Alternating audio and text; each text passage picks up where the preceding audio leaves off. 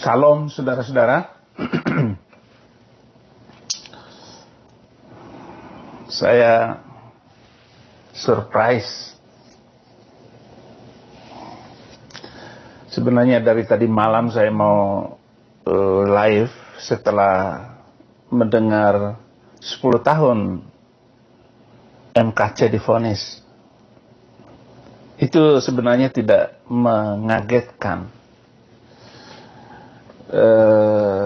Kenapa?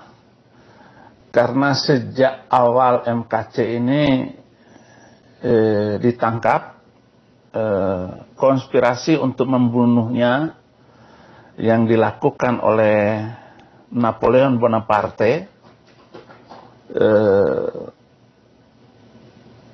mau membunuh, bukan sekedar menyiksa ataupun memasukkan kotoran ke dalam mulutnya. Jadi sudah mau dimatikan gitu. Ya memang begitulah hukum kitab suci itu. Diperangi, dibunuh. Apalagi ini sudah penghinaan terhadap agama mereka itu. Mereka nggak mau dihina.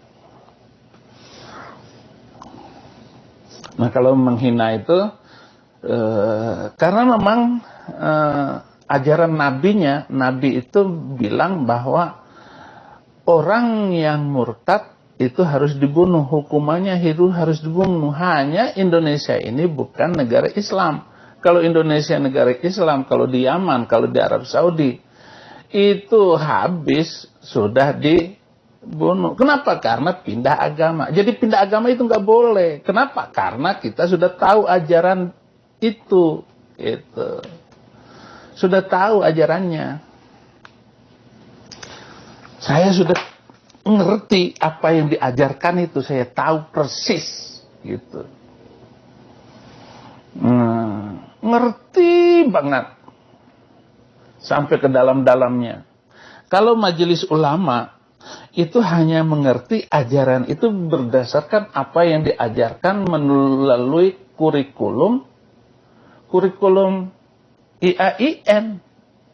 Nah, kurikulum IAIN itu sama dengan SMP di Arab Saudi atau SMP di Mesir. Jadi jauh sekali nilainya itu. Lah saya kurikulum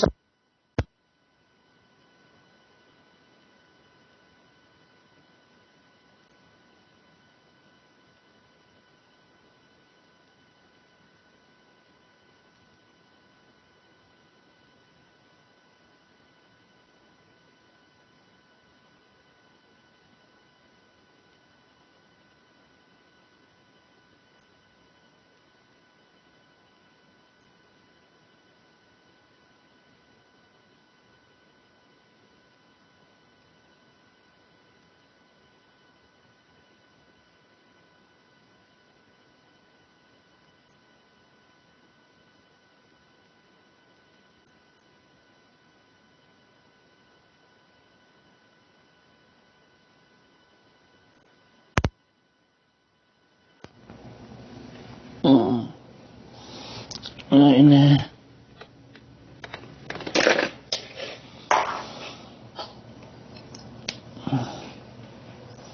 heran ini. Sebentar.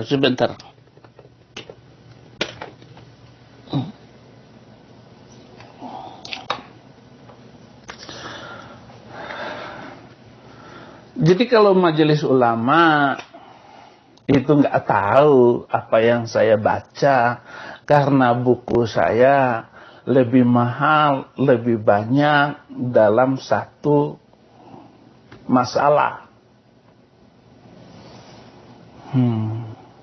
Apalagi sekarang ini saya sudah jadi orang Kristen, saya mengerti, literatur saya banyak sekali.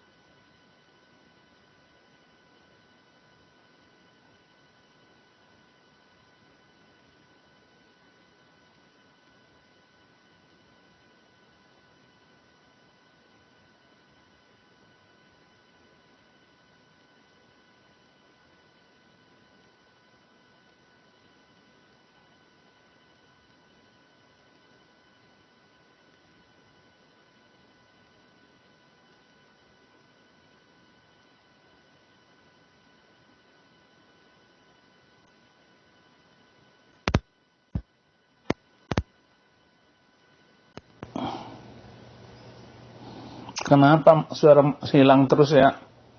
Sorry. Halo? Halo? Dengar nggak? Halo? Suaranya hilang nggak? Halo? Oke. Sudah katanya. Nah, bagaimana nih suara supaya nggak hilang ya? Baik. Jadi tujuan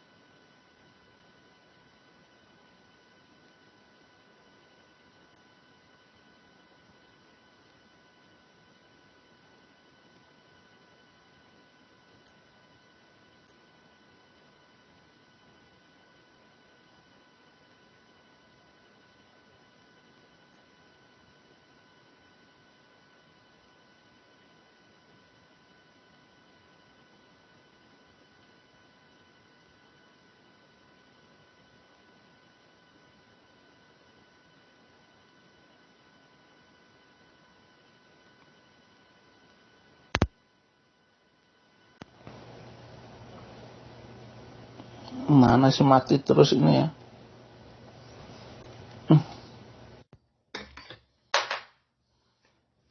Sehingga MKC ada suaranya enggak? Halo?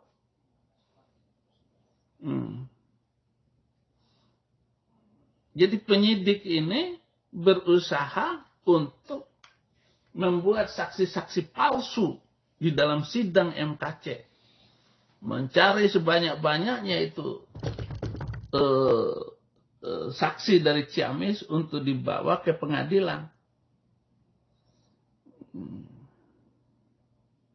Di kampungnya KC. Padahal KC sudah nggak ada 20 tahun yang lalu karena diusir oleh Haji Otong dan teman-temannya. Inikah keadilan?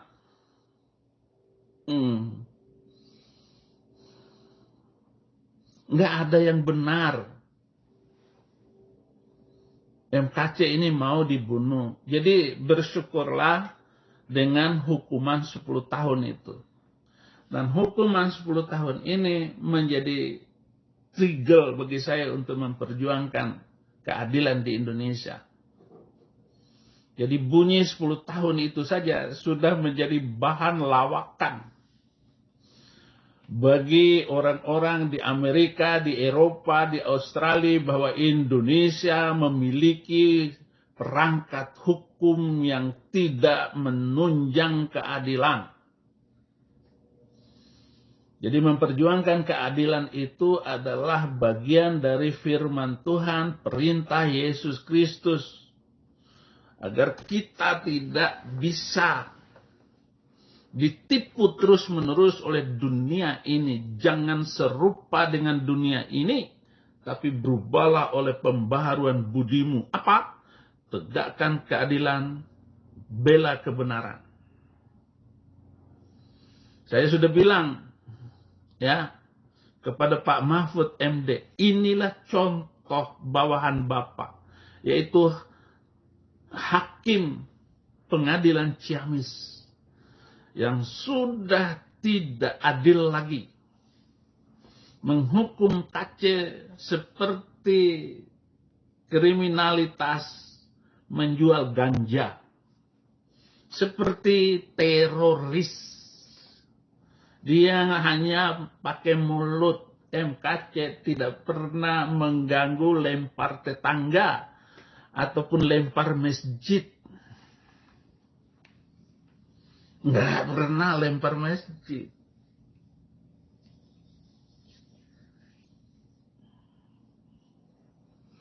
Apa? Jahat tidak.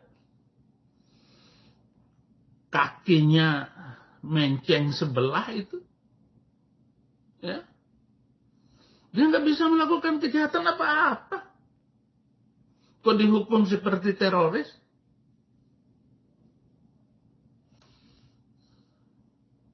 Bagaimana?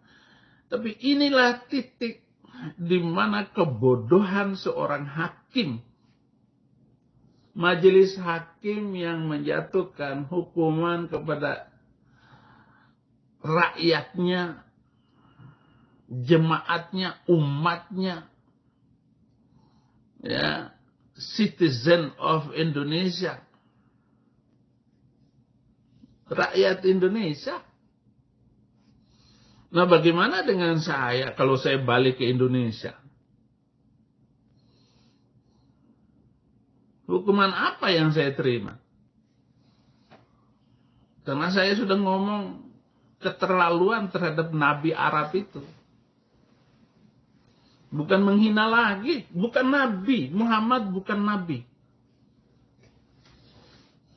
Muhammad itu penjahat kelamin. Muhammad penjahat kelamin. Nabi kok begitu?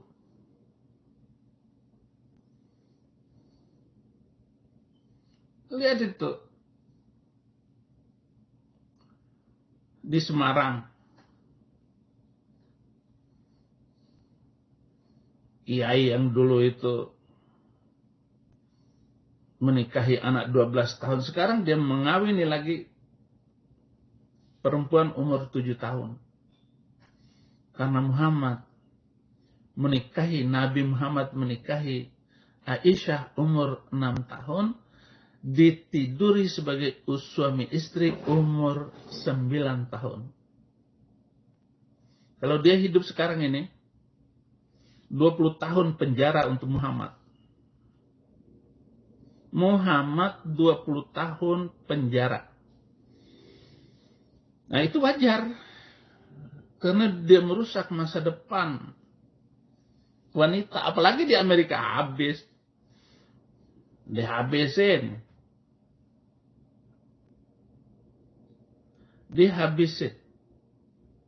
Oleh hukum Amerika. Jadi Muhammad minimal 20 tahun penjara. Itu adalah hukuman vonis-vonis yang sudah dilakukan oleh banyak jaksa. Itu bagus karena dia cabulullah. Muhammad adalah cabulullah. Cabul atas nama Allah. Katanya mengawini Aisyah ini adalah perintah dari Allah. Jibril datang kepada saya untuk meminang anakmu. Abu Bakar kemudian bilang sama istrinya, Rasulullah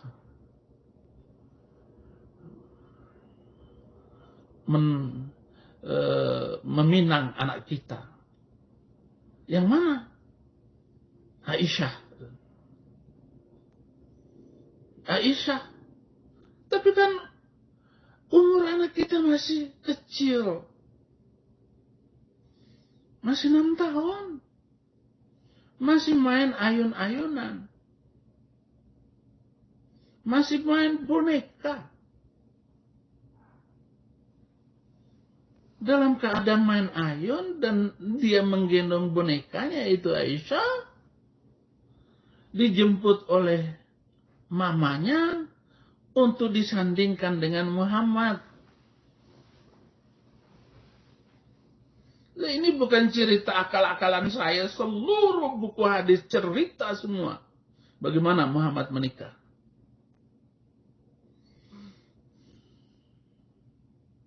Nah, karena saya sudah tahu dari kecil.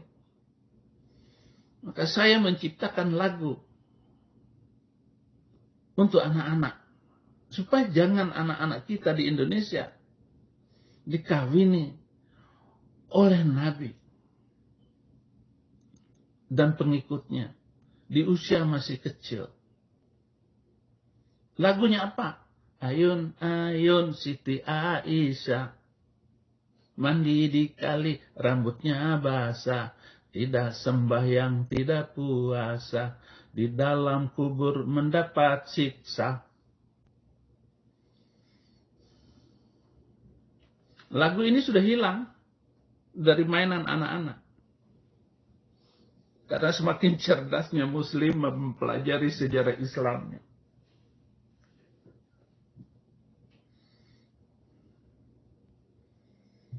Ngeri apa yang dilakukan oleh Muhammad ini. Makanya dia 20 tahun penjara bagi Muhammad di Amerika. Lu kalau hidup lagi, kalau Muhammad hidup lagi dan saya akan berdebat dengan dia. Syekh Puji di Semarang itu kawin lagi dengan anak umur 7 tahun. Pertanyaannya, apakah polisi akan menangkap itu Syekh Puji? Karena dia sudah menjalani hukuman karena mengawini istrinya yang dulu umur 12 tahun. Sekarang anaknya sudah dua perempuan. Anaknya Syekh Puji itu. Karena kaya, duit banyak.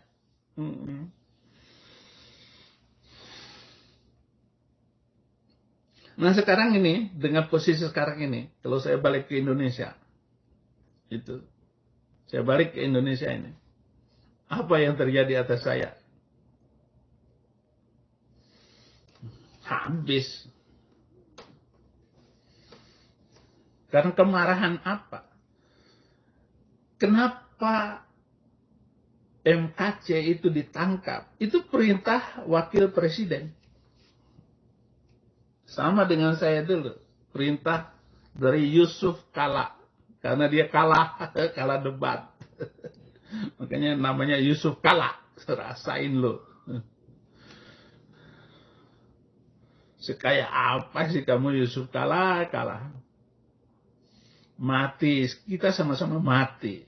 Ya, Yusuf Kala mati. Wakil presiden mati. Ma'ruf Amin mati, istrinya mati, semua saya juga mati, ya. Oh ada yang komen,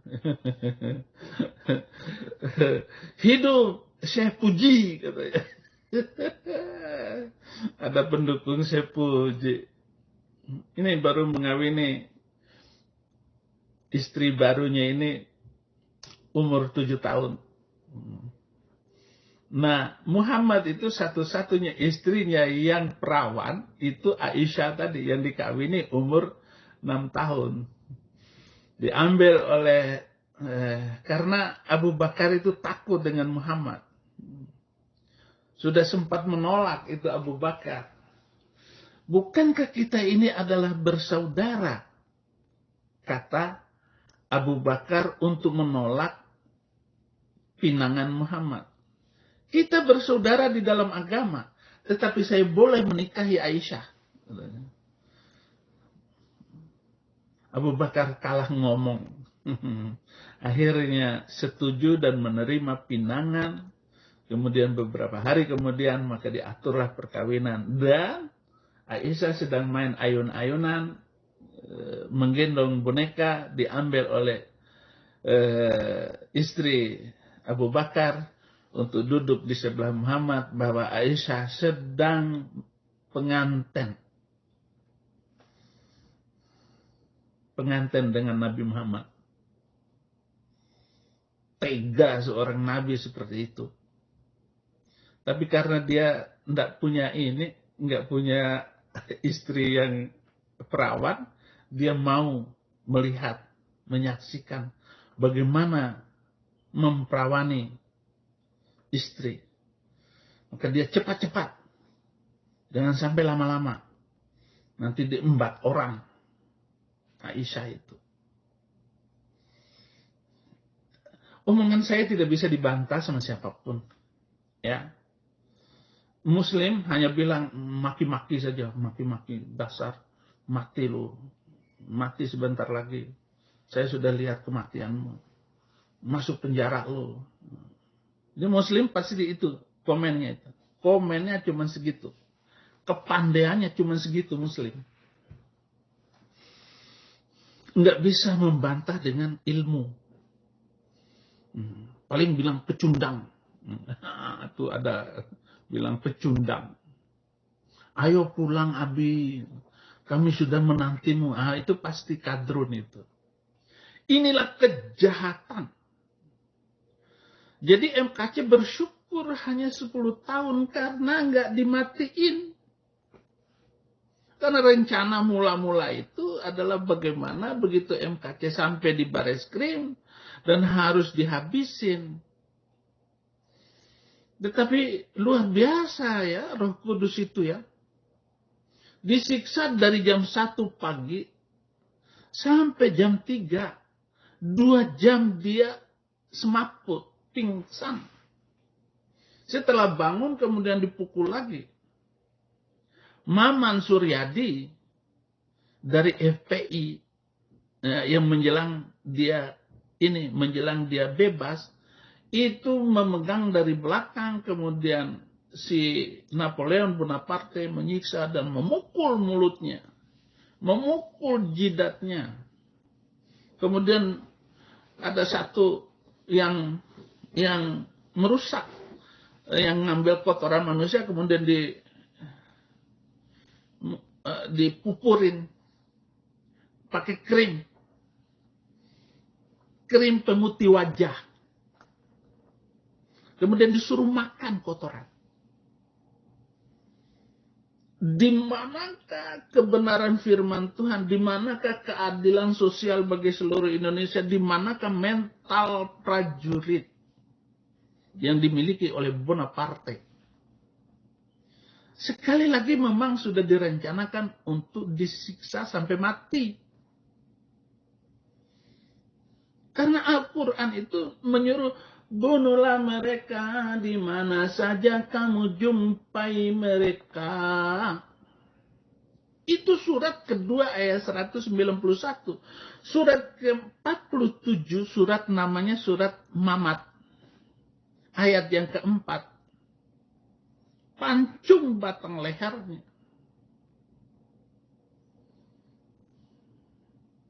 Pancung batang lehernya. Hukum apa semacam itu? Agama apa semacam itu? Enggak ada agama sejahat agama itu. Agama saya yang dulu. Enggak ada. Ngeri. Untung saja Indonesia ini bukan negara Islam. Kalau negara ini adalah negara Islam, habis.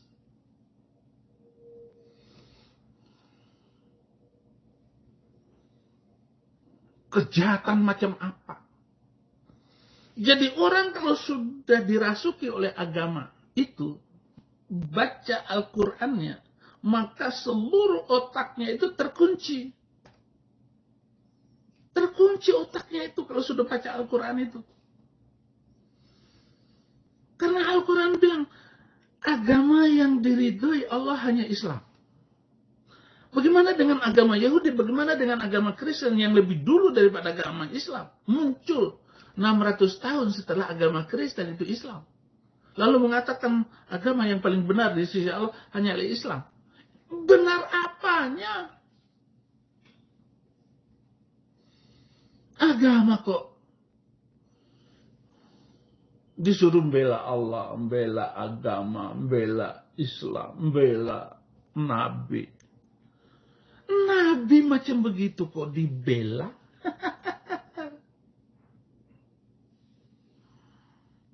Nggak masuk akal. Ma'ruf amin, nggak masuk akal keyakinanmu itu. Ade Armando, kamu orang Padang,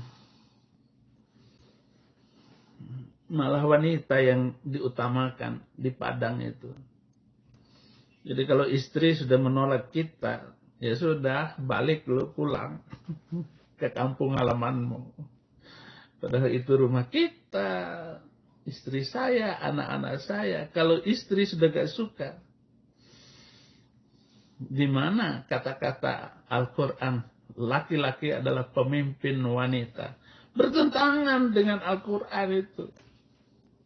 Ya kalau saya, Saifuddin Ibrahim, setuju. Senang sekali membela wanita.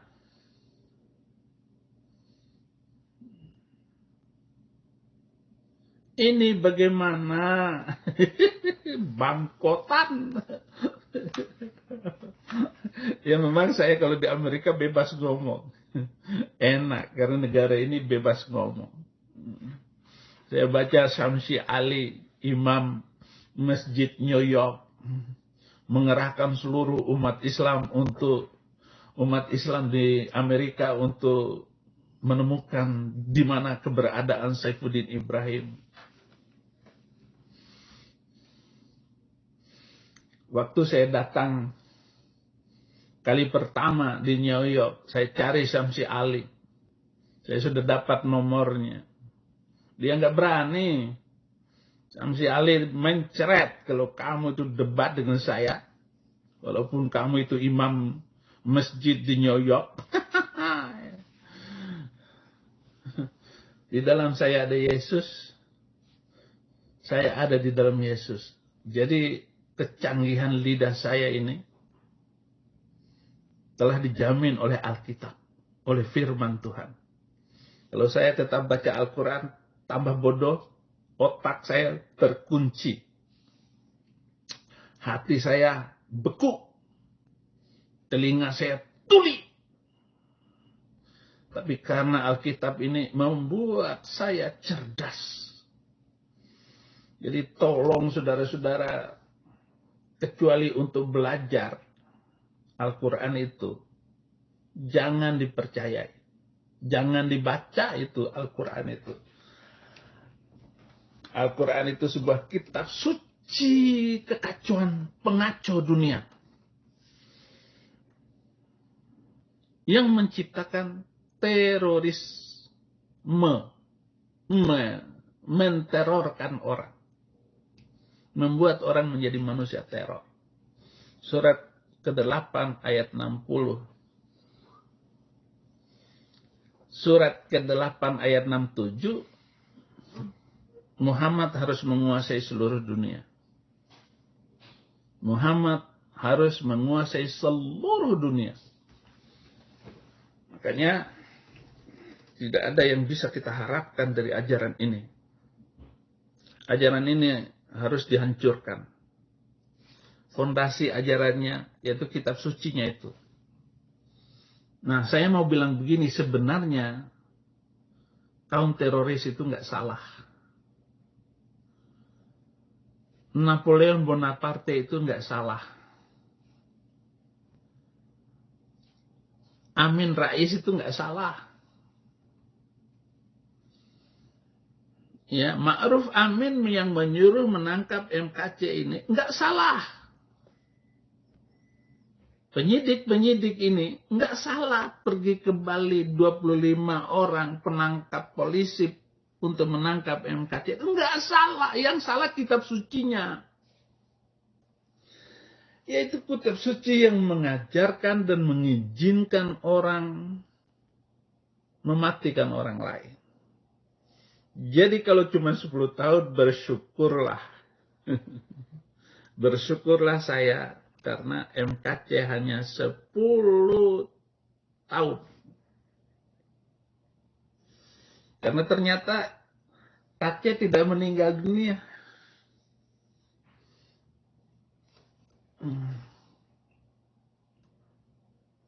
Waktu disiksa oleh Napoleon Bonaparte.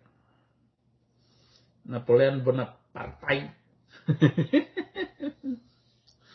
Saya kira orang Kristen dulu.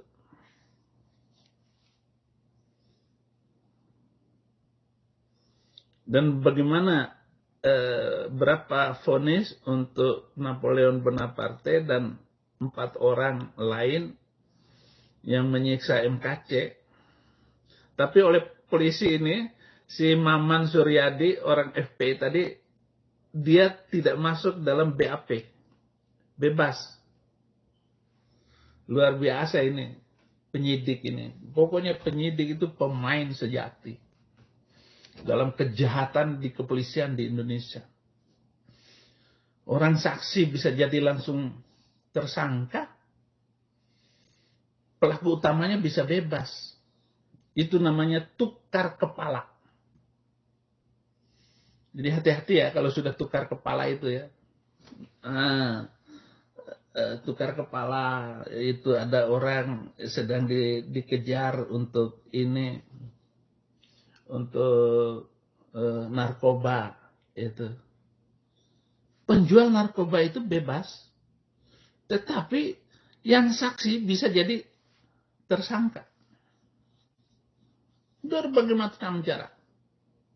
Padahal barang bukti nggak ada, narkoba nggak ada, tes urin negatif.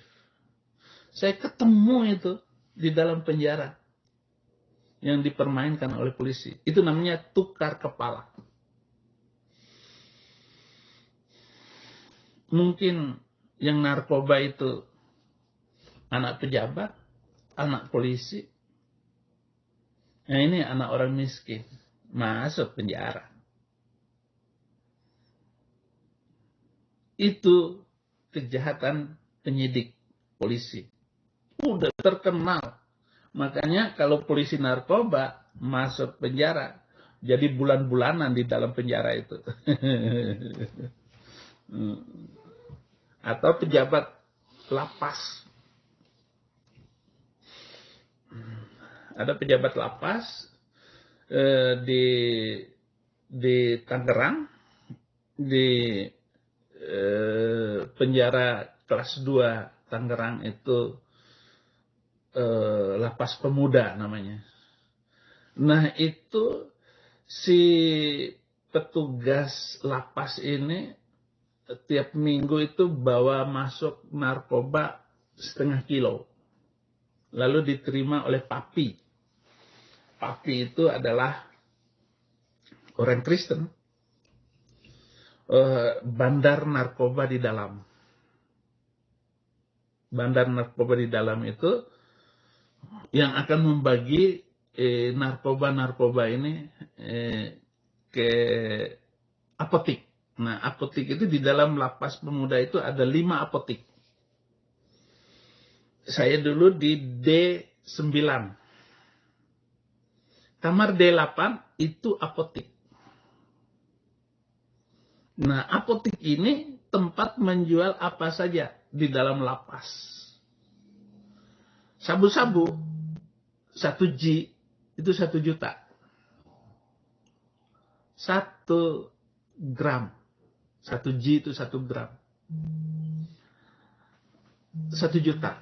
Harga di luar ya berkisar dari 500, 750, 800. Tapi kalau orang sudah kewalahan kan, dia tidak tahan untuk harus minum narkoba. Nah dari papi ini disebarkan ke 5. Ada 5 apotik di dalam lapas pemuda. Nah, ketangkaplah ini si napi ini, petugas penjara ini. Oh, disiksa. Disiksa. Jasa untuk memasukkan narkoba ke lapas ini 5 juta rupiah dibayar oleh papi ini. Papi membayarnya ke petugas lapas. Nah, petugas lapas ini seenaknya nanti masuk ke ini, ke apa namanya, ke apotik-apotik itu untuk nyedot ganja, nyedot sabu-sabu tanpa bayar. Ketangkapnya di luar sama polisi, habis itu. Fuad namanya. Saya nggak tahu ini proses hukum Fuad ini bagaimana. Saya nggak tahu karena saya sudah keluar dari penjara. Sekarang sudah hampir 3 tahun. Semua hukum bisa dipermainkan dan bisa dihilangkan. Bahkan ada napi bisa keluar, dilepas begitu saja. Dengan mengaburkan administrasi penjara. Inilah permainan yang luar biasa dari permainan hukum itu. Tolong Pak Ma'ruf, amin. Tolong Pak Mahfud, anak buah Bapak begitu semua. Yasona Laoli, Bapak sebagai Kemenkumham, kalau nggak salah itu. Yasona Laoli ini juga orang pemberani. Ya, terima kasih sudah menjaga saya selama dalam penjara itu, Pak Laoli. Ini kejahatan yang luar biasa. Jadi saya tidak ribut masalah hukuman 10 tahun ini. Saya sudah dapat angka 10 itu sudah luar biasa. Bagaimana saya bisa memperjuangkan ini hukum keadilan di Indonesia.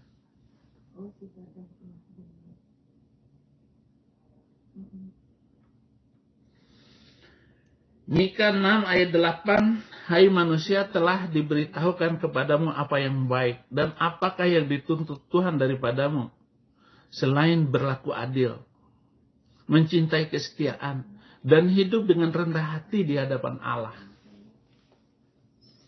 Tidak ada yang lain. Kalau negara mampu berlaku adil, itu luar biasa semuanya. Warga negara Indonesia, manusia-manusia cerdas dan pintar itu akan kembali ke Indonesia. Karena mereka rindu dengan Indonesia. Orang-orang Chinese yang jago olahraga apa saja itu setelah mendapat kekuatan, kekayaan, harta, dia lari ke luar negeri, tinggal di luar negeri, dan anak-anaknya itu hebat semua, juara semua di negeri orang. Sedangkan orang-orang miskin kemudian dapat beasiswa sekolah di luar negeri, kemudian cari kerja di luar negeri, nggak kembali lagi ke Indonesia. Kenapa Indonesia nggak ada keadilannya? Dikuasai oleh manusia-manusia kesurupan beragama. Agama ini begitu jahatnya. Ini luar biasa nih bangsa ini. Orang-orang Indonesia yang otak cerdas nggak mau balik ke Indonesia. Gajinya seberapa sih? Makanya Jokowi pergi kemana-mana mencari orang-orang Indonesia, anak-anak Indonesia. Ya. Mencari orang-orang Indonesia. Pak Jokowi untuk dibawa balik ke Indonesia. Ya, saya sanggup, saya mau bekerja untuk Indonesia.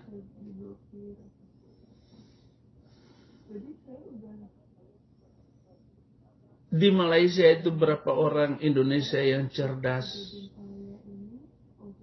nggak mau balik lagi ke Indonesia. Di Singapura, di Amerika, di Belanda, di Australia, orang pintar semua.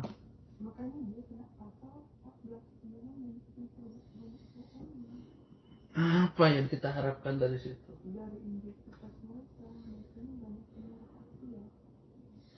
Intel Mac itu yang mana sih? Ini WL ya? Ada yang mau masuk. Saudara-saudara,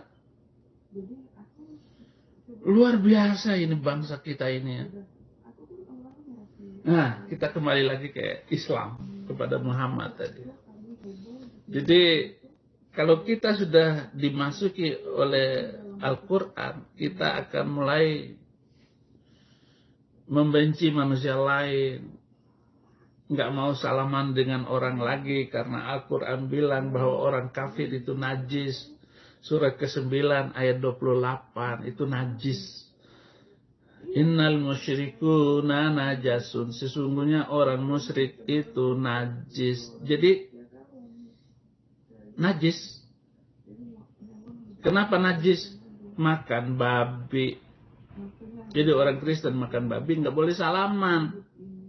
Haram. Masa salaman dengan babi? Inilah logika Abdus Somad itu. Jadi dia mengajarkan begitu sesatnya yang diajarkan itu. Jadi ditambah-tambah oleh ustadz zaman baru ini.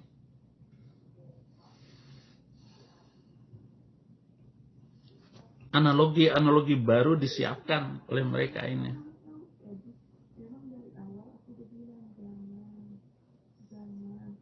Itu ya kejahatan yang disiapkan oleh mereka di dalam kehidupan mereka, di dalam beragama, membela Nabi, membela Quran, membela Allah, membela Rasul.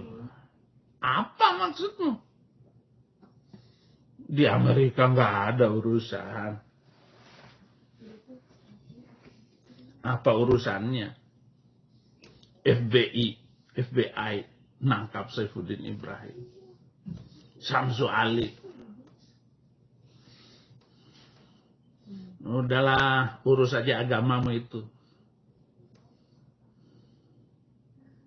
Hapus 300 ayat Indonesia damai.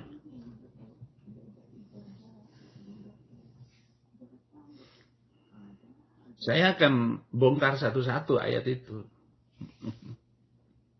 Itu hak saya karena saya penemu. Penemu.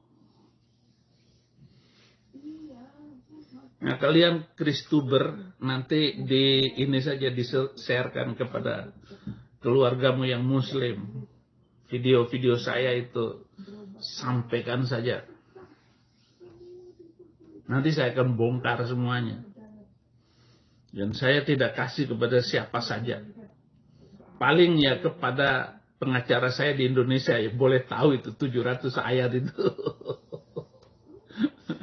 700 ayat kejahatan, 700 ayat abad ke-7 yang tidak pantas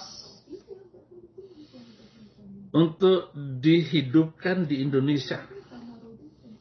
Tidak boleh diajarkan kepada manusia abad 21 ini, nggak boleh. Haram hukumnya ayat itu disampaikan. Haram ayat itu disampaikan di masjid, di pertemuan-pertemuan umum. Karena ayat itu sudah terbukti menghancurkan seluruh kehidupan umat manusia di muka bumi. Mesir hancur, Libya hancur, porak-poranda, Syria, belangsak. Iran, Irak tidak pernah berhenti berperang sampai hari ini. Yaman. Mereka kabur dari negeri-negeri Arab itu tanpa celana. Yang penting bisa kabur. Namanya tompo celono. Maulana. Kabur tanpa celana. Iya, itu bukan 1000 orang. Kalau saya kan cuma 1 orang kabur ke Amerika. Kabur ke Belanda. Bolak-balik ini saya. Bolak-balik. Dan daripada saya jadi penduduk Indonesia, saya lebih baik menjadi penduduk dunia. I'm is citizen of the world. Saya ini bukan penduduk Indonesia lagi. Nah, yang kabur dari negeri-negeri Arab itu bukan 1.000 orang, jutaan orang. Presiden Biden menerima refugi untuk masuk tahun-tahun ini 20.000 orang. 2.500 orang dari Yaman. Kabur dari negerinya yang tidak pernah damai itu. Kacau negerinya. Nah, kalau Indonesia ini akan dikuasai oleh kadrun-kadrun ini, dijamin negeri ini akan hancur. Makanya Pak Jokowi jangan berikan kepada penjahat-penjahat negeri ini. Mulai dari polisi, ada tentara yang sudah kerasukan, jaksa kerasukan. Jadi jaksa kadrun ini yang menuntut MKC 10 tahun ini. Ya, divonis oleh hakim kadrun 10 tahun juga. Biasanya hakim itu 2/3 dari tuntutan jaksa. Ini hakim pakai kerudung. Nah, hakim yang paling kanan itu, yang laki-laki ini, itu jahat sekali mulutnya. Dalam nama Yesus Kristus. Ya, makanya saya tetap mempertahankan pengacara MKC itu. Sampai sekarang, saya diserang oleh orang-orang Kristen untuk mengganti pengacara saya. Saya tidak mau. Saya kepala batu. Saya sudah cocok dengan pengacara ini. Kamarudin Simanjuntak, Martin. Nah, Martin juga ini. Kalau Febri masih belajar. Karena dia baru saja. Dan anaknya MKC. Cuman Febri kurangnya. Karena dia pengecut. Kurang berani. Ya. Tapi kalau Kamarudin ini pengacara terbaik yang pernah saya temui, yang pernah bersatu dengan saya. Kamarudin Simanjuntak, kamu hebat membela klien, tapi kita melawan Al-Kadruniyah. Kita sedang menghadapi sebuah kejahatan internasional, yaitu kadrun, manusia-manusia yang sudah membaca kitab itu. Kitab Arab itu adalah kitab kejahatan.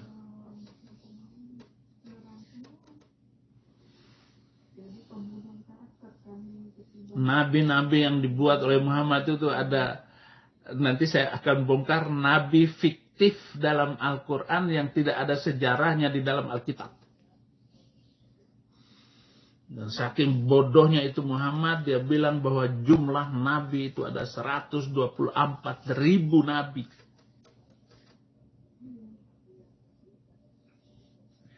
Lalu dia mengatakan dirinya sebagai nabi terakhir.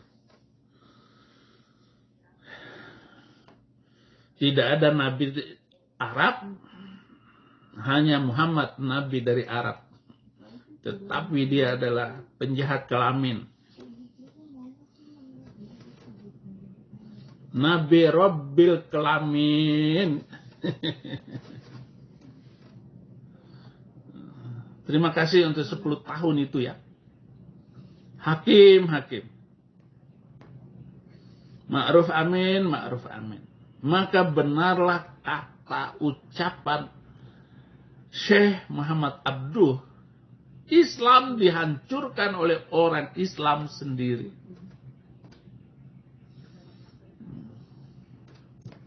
Islam mahjubum bil muslimin. Islam dihancurkan oleh Muslim itu sendiri. Jadi dengan menjatuhkan 10 tahun MKC, kamu kira penistaan agama akan berhenti? Sekarang saya baca di YouTube, penista agama itu justru dari Muslim itu sendiri. Ada 63,4% penista agama itu dari Muslim. Contoh, Nikita Mirzani. Itu begitu itu sudah menista sebenarnya. Karena ngejek-ngejek. Tetapi kalau dilihat videonya, Nikita nggak mengejek Islam. Untuk apa diejek yang sudah jelek? Nggak usah diejek-ejek. Agama ejek-ejekan. Agama mainan, penghinaan terhadap harkat martabat wanita. Wanita boleh. Seperti ajaran Abdus Somad. Kalau kamu sudah punya istri 4, kita nggak perlu minta izin kepada istri kita. Saya ke Semarang, ada cewek ceraiin 1, nikah 4. Saya terbang lagi ke Jakarta, nggak suka ceraiin 1, kawin tetap 4. Terbang lagi saya ke Padang, ke Aceh, terus. Itu Abdus Somad itu ajarannya. Cari di YouTube-nya, ada semua itu Somad itu. Nggak akan habis-habis kejahatan yang dilakukan oleh pengikut Bang Mamat. Pengikut Bang Mamat sendiri akan menistakan agama dari hari ke hari. Bagaimana dengan pendeta Saifuddin Ibrahim? Kok? Ya, bagaimanapun ya sudah, biarin. Dul. Maaf ya Pak Ma'ruf Amin ya, saya tahu kok. Yang ngomong itu penyidik. Nyuruh nangkap ini. Kabar eskrim, tahu. MKC mau dibunuh, saya tahu. Tapi kok masih hidup, diinjak-injak, dipukul, digebas. Nanti saya akan bongkar bagaimana saya ngamuk di bareskrim. Bambang Siregar kaget kalau yang dia hadapi itu adalah Saifuddin Ibrahim. Kasih tahu, itu Saifuddin Ibrahim. Hah? Katanya. Lalu dia datang lagi kepada saya. Oh, kuncinya ada di saya. Kami enggak ini. Kami jaga MKC. Dia ada aman. Kami enggak sentuh. Ya kamu enggak sentuh. Orang lain yang mukul. Begitu saya ketemu dengan MKC. Pelukan dengan istrinya, nangis. Lalu saya bilang, penyidik 2 orang kiri kanan itu ada. Benar, kamu disiksa kakek? Saya tanya begitu. MKC jawabnya, AAO. Buka baju. Bukalah baju. Tangannya biru. Saya periksa bekas matanya, masih ada bekas. Masih ada bekas dipukul. Kemudian rusuk sebelah kanannya itu patah. Dan tidak dikasih kesempatan berobat di rumah sakit. Tidak dibantarkan di rumah sakit. Nah, inilah kejahatan penyidik itu. Patah di sini. Selama 21 hari tidak dikasih obat. Hanya dikasih obat yang mempercepat supaya biru-biru pukulan ini cepat hilang. Dan masanya 21 hari. Selama 21 hari dia bilang KC kena COVID. Nggak boleh ditemui. Ini undang-undangnya. Jadi 3 kali saya datang ke Bareskrim untuk menemui KC, tetapi tidak diizinkan oleh Bambang Siregar. Bambang Siregar itu mualaf, Kristen masuk Islam. Karena kawin dengan anak Haji Dolah.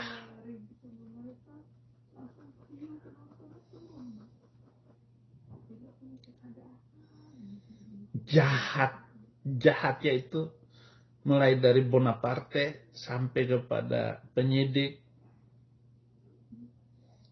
kemudian jaksa, jahat. Terakhir ini hakim. Penjahat keadilan. Maka tidak pantas.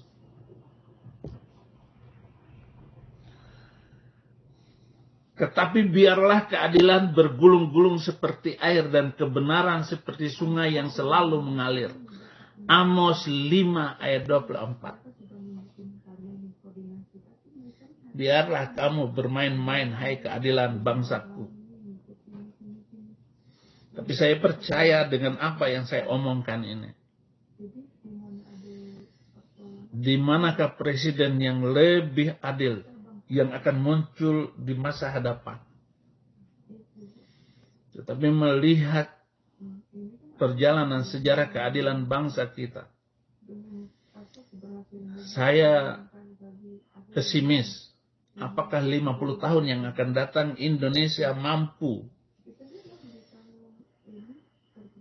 menjadikan hukum itu adalah panglima untuk membangun Indonesia yang maju di hadapan yang akan datang? Apakah keadilan bisa dijadikan alat untuk membangun kesejahteraan bangsa kita ke depan? Saya nggak tahu. Kenapa? Karena secanggih zaman ini, hakim yang memimpin pengadilan di Ciamis itu nggak boleh di live katanya. Padahal saya sudah mengajukan surat untuk selama pengadilan itu di live kan. Nggak boleh oleh hakim itu.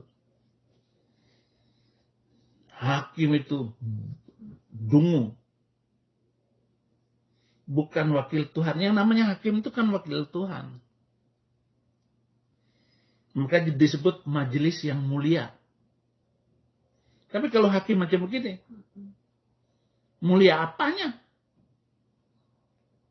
Keadilan apa yang diharapkan itu? Saya tidak terlalu yakin.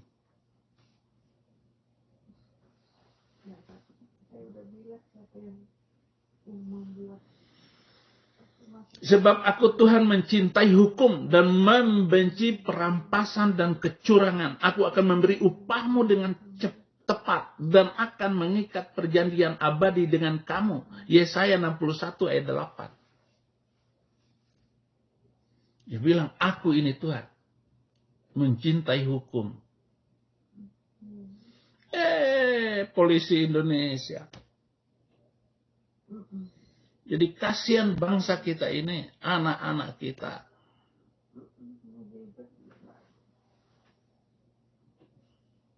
Lihat di negara Afrika saja.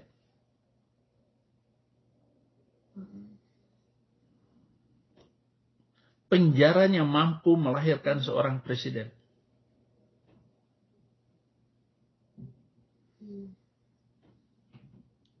Begitu ketatnya apartheid di Afrika. Nelson Mandela 27 tahun di penjara. Tetapi Nelson Mandela selama dalam penjara, dia hanya mengajar napi-napi itu Alkitab firman Tuhan, Alkitab firman Tuhan. Ketika kerusuhan demo di luar itu sudah berkecamuk luar biasa dan membenci apartheid. Siapakah presiden kita? Mereka berpikir itulah Nelson Mandela. Yang sudah 27 tahun di dalam penjara, begitu keluar langsung jadi presiden Afrika Selatan. Ya, siapa tahu dengan keberanian saya begini, saya jadi presiden. Tunggulah saya. Mungkin saya jadi presiden Kristen pertama di Indonesia. Karena yang memimpin itu nanti segala staf ahli itu yang memimpin. Saya mah cuma kuar-kuar aja. Matikan Habib Rizik. Saya bisa tunjuk begitu. Kasih racun dalam penjara. Kira-kira. Ya, daripada polisi nembak 6 orang anak buahnya, matikan 1 orang, selesai. Itu yang benar. Polisi Indonesia ini mah bodoh. Kok yang dibunuh orang yang nggak bersalah, anak buah Habib Rizik.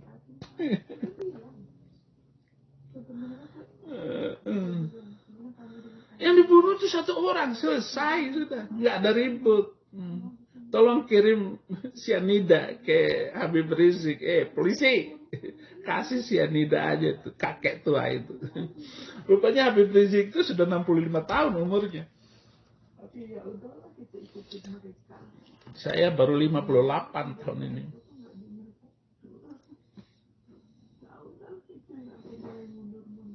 Kita harus memperbaiki bangsa kita itu dengan keadilan.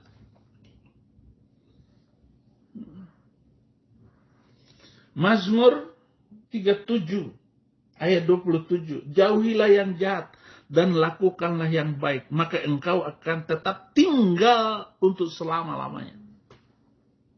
Bangsa kita ini, NKRI, jangan sampai dirusak oleh khilafah. 3 Maret 1924 Islam jatuh hancur. Nggak ada berita lagi. Nah, 2024 itu adalah peringatan bagi seluruh kadrun Indonesia. Al-Kadrunia memperingati 100 tahun Islam hancur. Maka mereka berusaha bagaimana memperingati 2024. Peringatan 100 tahun. Dan mereka mau menjadikan Indonesia ini negara Al-Kadruniyah. Negara Islam, hukum Islam, umat Islam. Umat Islam akan berkuasa, hukum Islam dipakai, Indonesia menjadi khilafah. Itu kalian harus tahu. Dan saudara-saudaraku yang Kristen juga harus tahu. Dan dengan pengetahuan ini Anda akan tahu bahwa persaudaraan Anda dengan Islam itu harus hati-hati. Walaupun orang Islam itu baik sekali, dia akan condong kepada pemimpinnya sendiri, ulamanya sendiri. Ini saya ngomong ringkas ya. Islam dari Madinah, dari Saudi Arabia, untuk sampai ke Palestina itu memakan korban 1,5 juta manusia harus meregang nyawa karena dipenggal-penggal oleh Muslim untuk sampai ke Palestina. Dia rebut itu negara Yahudi dengan ayat Al-Quran. Kemudian Islam untuk sampai ke negeri Balkan, Armenia, Bosnia Herzegovina, oleh Khilafah Turki Utsmani menjajah negeri itu, memakan korban 1,5 juta manusia. Armenia sudah hampir mayoritas Muslim, Bosnia Herzegovina Muslim.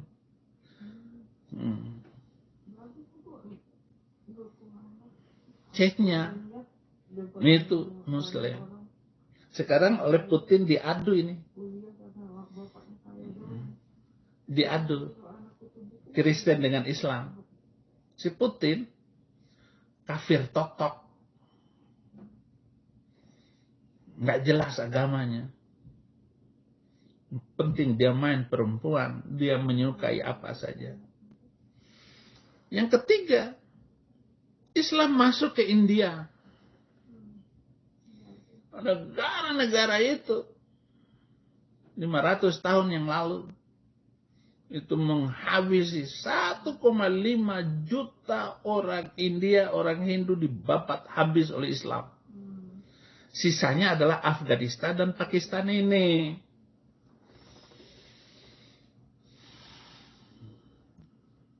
Sri Lanka, Gujarat, sisa-sisa dari Islam. Itu Hindu dulu. Nah di Indonesia, kerajaan Hindu Mataram dibantai habis. Islam itu datangnya pelan-pelan, pelan-pelan. Hancur. Hindu lari ke Bali. Itulah sisanya. Sisa yang paling sedikit itu di Bromo, Tengger sana. Hindu sedikit sekali. Ini jahat sekali ini program Sontoloyo, Bang Mamat ini. Nah sekarang ke Papua. Papua itu negeri kaya raya. Mau dihancurkan juga sama kadrun ini. Setiap bulan itu, bukan setiap bulan, setiap minggu sekarang 1.000 orang masuk Papua. Masuk. Sekarang gubernur NMB itu, Lukas NMB, tiba-tiba yang masuk jadi PNS itu orang Islam semua. Dari Sulawesi, dari Jawa.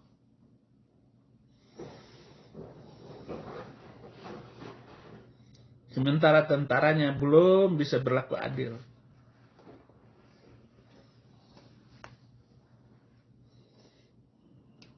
Nggak bisa berlaku adil itu tentaranya. Sedangkan pada zaman penjajahan Belanda, nggak ada orang Papua yang dibunuh sama penjajah Belanda. Saya tanya kok, hamba-hamba Tuhan ini mau gabung dengan NKRI atau mau otonomi khusus atau mau merdeka. Semua bilang merdeka. Ini bukan obok-obok, bukan. Saya cinta NKRI. Saya cinta Jokowi. Nah, kejahatan Muslim ini mau menukar NKRI menjadi khilafah. Jadi apa namanya, PKS, HTI, udah benar ini. Tinggal bagaimana melumpuhkan PKS ini. Ini adalah Partai Kejahatan Indonesia. PKS, Partai Kejahatan Indonesia. Sejahtera apa? Maling sapi. Daging sapi lu makan.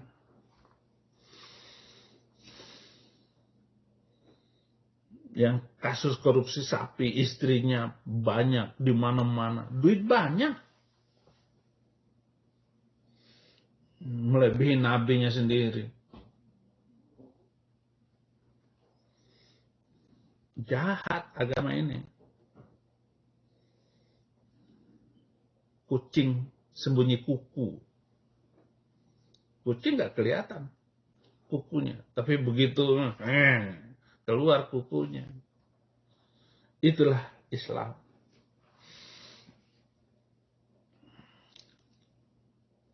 Ya masih bisa kita diskusikan lagi. Ya kalau orang-orang Kristen yang nggak tahu diri ini, coba dengarkan keputusan 3 hal tadi. 3 poin yang saya bilang. Islam tuh masuk ke Palestina itu 1,5 juta manusia mati. Kahar Mujakar itu habis tuh gereja. Toraja itu dihabisin sama Kahar Mujakar. Kahar Mujakar itu. Nenek moyangnya Yusuf Kala. Makanya Yusuf Kala pada waktu mahasiswa itu bakar gereja itu di Makassar itu. Kakek tua kok, jahat sekali itu orang. Sudah 1 jam lebih. Saudara-saudara, ini kegalauan pikiran saya. Karena saya akan tetap ngomong. Walaupun Samsi Ali sudah mengerahkan katanya seluruh umat Islam di Amerika untuk menangkap Saifuddin Ibrahim. Suruh dong umat Islam di Belanda untuk menangkap saya. Nanti kalau saya sudah dapat KTP internasional, saya akan bersuka cita karena Tuhan Yesus Kristus. I am a citizen of the world. Saya adalah penduduk dunia. KTP dunia. Terus saya datang ke Indonesia. Kamu tidak bisa menangkap saya. Haleluya. Hanya kepada Tuhan Yesus saya berserah. Kepada Tuhan, Engkaulah yang memiliki seluruh hidup kami. Engkaulah yang memiliki rencana-rencana ke depan. Khususnya Indonesia, orang-orang Kristen ada di Nias, di Mentawai, di Manado, sampai ke ujung sana, di Papua, di Maluku, di NTT. Tuhan jaga. Dan juga orang-orang Kristen di Bima, Tuhan, karena mereka ketakutan karena hamba-Mu orang Bima. Nah, maka gereja-gereja di Bima, gereja yang menuju pelabuhan Bima itu, GPDI, Tuhan, jaga Tuhan. Gereja Katolik di Bima, jaga Tuhan. Gereja GBI Rock yang ada di Bima, yang ada di kampung di Bima sana, saya sudah lupa kampungnya, Tuhan. Jagalah Tuhan. Bantulah hamba-Mu ini. Hamba bermohon ampun kepada Engkau karena sudah membongkar itu. Markibong, Tuhan. Terima kasih untuk semuanya penyertaan-Mu. Tuhan, terima kasih hamba-Mu perlu makan dan minum di sini, Tuhan, untuk melanjutkan hidup itu. Kiranya Engkau menolong hamba-Mu. Tuhan, terima kasih. Istri hamba-Mu juga, anak-anak hamba-Mu, anak-anak rohani hamba-Mu di Jakarta, Tuhan. Mereka kesulitan karena omongan hamba-Mu ini. Mereka dijauhi oleh gereja-gereja, Tuhan. Anak-anak rohani-Mu ini banyak sekali rumah-rumah yang hamba-Mu bangun di Jakarta. Tolong Tuhan, jangan sampai ketahuan sama kadrun, Tuhan. Anak-anak rohani hamba-Mu, ya, pemimpin-pemimpin rohani hamba-Mu yang ada di Jakarta, Tuhan. Sembunyikan mereka, Tuhan. Ya, jangan sampai mereka keceplos nama saya, lalu mengaku mereka adalah anak buah Saifuddin Ibrahim. Biarlah kalian tidak perlu mengaku saya. Jangan kamu aku saya ini adalah ayah rohanimu, bapak rohanimu, pemimpin rohanimu, abimu. Jangan ngaku, nggak usah ngaku. Bilang aja seperti Petrus, saya nggak kenal dia, walaupun kamu makan tiap hari dengan saya. Tuhan, terima kasih semuanya. Dengan segala kerendahan hati, hamba mohon itu. Silakan. Kristuber. Apa yang saya katakan bisa dipertanggungjawabkan dengan buku-buku literatur Islam itu paling lengkap dalam sejarahnya. Daripada kekristenan, lebih lengkap Islam. Tuhan, terima kasih semuanya. Hamba berserah diri kepadamu. Ampuni hamba-Mu. Dalam nama Yesus hamba berdoa. Haleluya. Amin. Mari bong.